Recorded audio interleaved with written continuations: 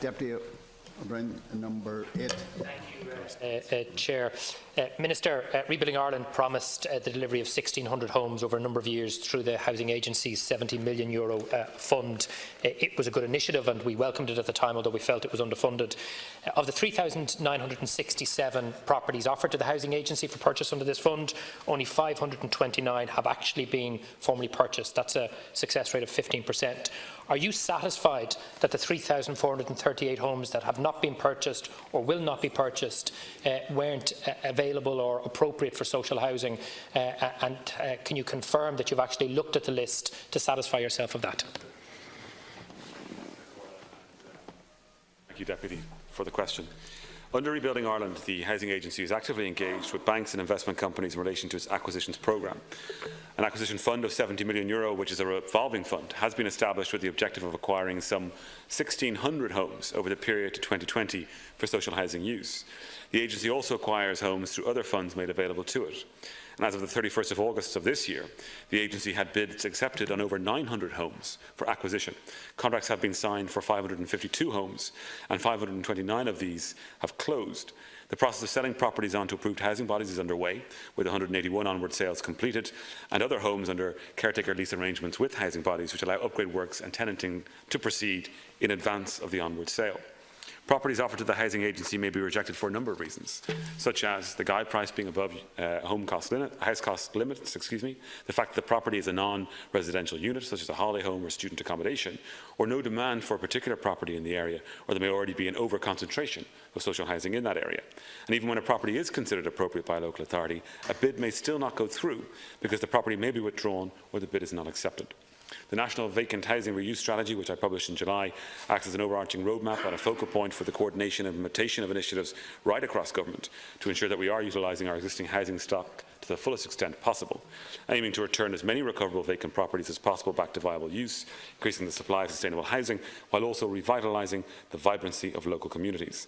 Several initiatives are already targeted at bringing vacant homes back into use, and more recently available data on survey work suggests a much reduced vacancy level than that recorded in the census of 2016. Nevertheless, work under these various initiatives will continue in cooperation with local authorities. Thank you. And look, I suppose the issue here is twofold. Is the length of time it's taking to purchase these properties and obviously then get them tenanted, but also the very significant number in which bids haven't been made for. So my question wasn't for you to outline the way the scheme works. I understand that very well, and you gave me all of the detail last week in a parliamentary question that you've just repeated now. I suppose my question is, and it's a genuine one, Minister, there were 3,028 properties for which bids weren't placed. I understand the generality of why that might not be the case, but what I'm asking you is, have you satisfied yourself personally that of those 3,028 units, none of those were appropriate or suitable for social housing? The reason I'm asking you that directly is because these are ready turnkey properties that we know could be used, for example, for Housing First, or to get families out of emergency accommodation. Therefore, I think a level of additional scrutiny from your own office could actually be helpful in this regard.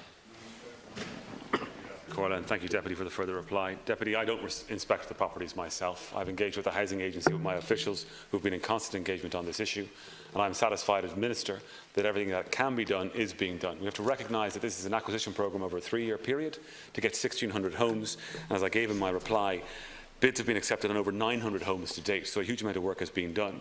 But just to give a breakdown of what's happened here in relation to those 3,967 homes that were initially offered, the local authorities themselves were interested in 2,742 of those homes.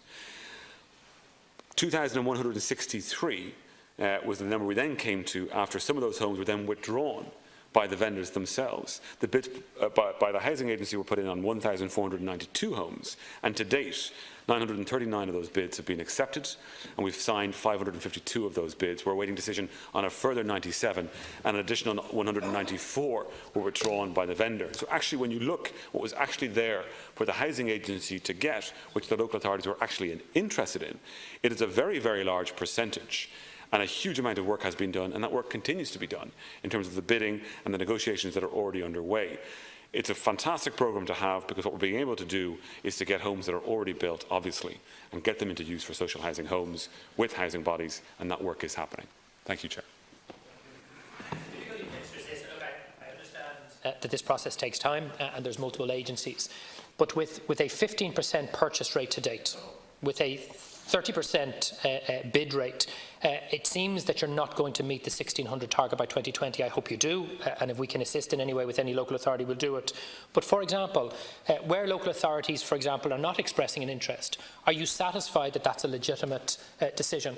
Some might not express an interest for very good reasons, the property's in the wrong location, but some might use spurious arguments about an already existing oversupply of social housing, which may not be valid. So all I'm asking you is, and if you haven't done it, could you do it?